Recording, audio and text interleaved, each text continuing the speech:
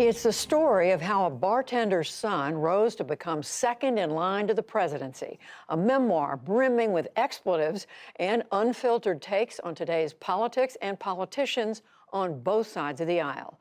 Former House Speaker John Boehner tells it all in his new book, On the House, a Washington memoir released earlier this week.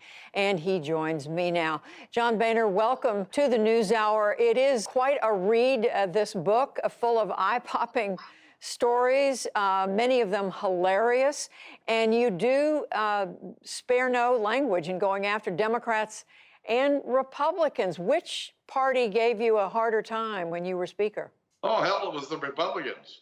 The Democrats, they were the minority party in the House when I was Speaker, and the Republicans, we were the majority party. And on any given day, I'd have 210, 215 solid Republican votes. But, I probably had 2 or 3 dozen knuckleheads that I had to deal with. They were part of the Always Say No caucus. And you spend a lot of time talking about the knuckleheads, but you're also complimentary. You say most members of Congress are not charlatans.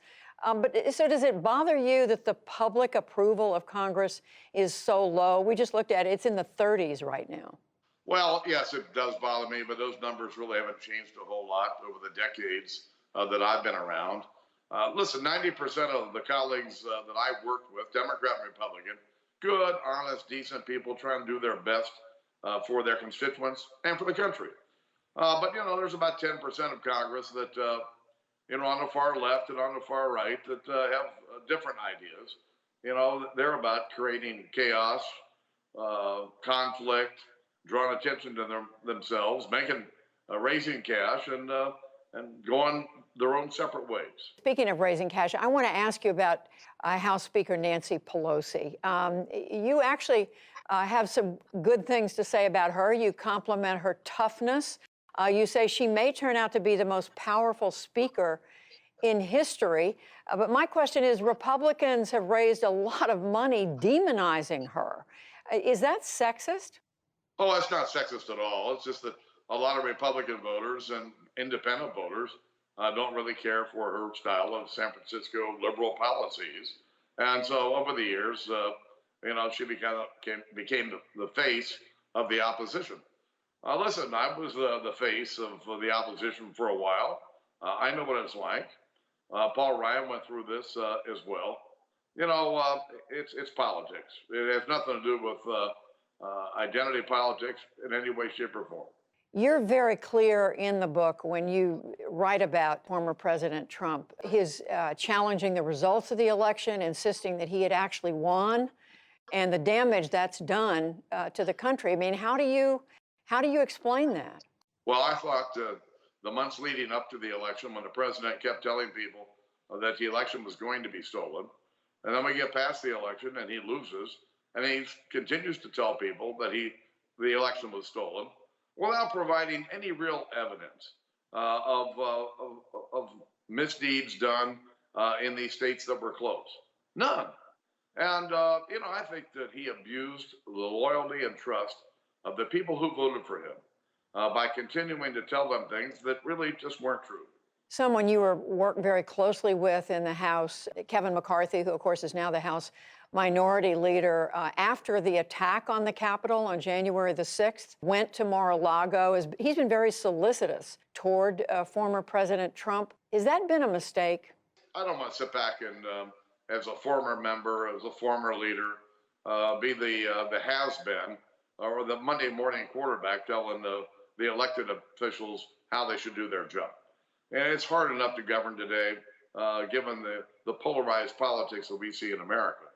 But I think what Republicans need to do is act like Republicans.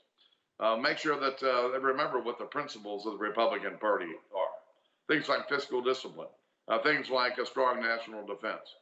These principles have held our party together for the last 150 years, and they'll hold us together again through the coming elections if we remember who we are as Republicans. It's about the principles of the party, not some personalities. One of the personalities gotten a lot of attention is a Georgia Congresswoman, Marjorie Taylor Greene, who, as you know, has espoused some of this QAnon conspiracy. She raised over $3 million in the last quarter, a lot of money for a House member, and so have some of the other members who agree with President Trump that the election was stolen. What does this QAnon belief tell you about the fact that Republicans who embrace it are doing very well, raising a lot of money? I don't know what it is. I don't know her. But listen, we've had people in the party, frankly, on both sides, that believe in all kinds of conspiracies. Americans love to believe in these crazy conspiracies. Sooner or later, they find out what the facts are. Well, at least most people find out what the facts are. And so, we're going to have fringe characters in both political parties. It's part of the political process. Frankly, I don't think it's anything new. You don't think anything can be done about it? No, you're going to have the fringe characters in both political parties. There's an equivalent to QAnon in the Democratic I don't even know what QAnon is, except a bunch of people who believe in conspiracy theories. We've got members on the fringe, both parties. But in terms of QAnon in particular, this manufactured conspiracy theories about the election, about things that just don't bear any. For the little bit I know about it, I think it's pretty bizarre. Is it damaging the country? Well, it's just not true. And I don't know why people espouse policies or principles or even words that aren't true. In my book, I've got a whole list of what my staff used to call Boehnerisms, things that I would say a lot. And the members heard me say this a lot. If you do the right things for the right reasons, the right things will likely happen. Just don't worry about it. And I spent most of my career every day trying to do the right thing, trying to be straightforward with the American people, straightforward with my constituents, straightforward with the press. And frankly, I think my career worked out just fine. You've known Joe Biden, President Biden, for decades. In the book, you say he's a pretty nice guy. How do you think he's doing 12 weeks into his presidency? Hey, listen, I've known Joe Biden for 30 years. I like Joe Biden. He's a good guy. He's a traditional Democrat. He's not one of these left-wing progressive types. But over his first nearly 100 days, he has catered to this progressive wing, catered to the progressive wing at the expense of trying to find a way to work in a more bipartisan manner. He says he wants to work with Republicans. He does. But so far, he hasn't taken that step.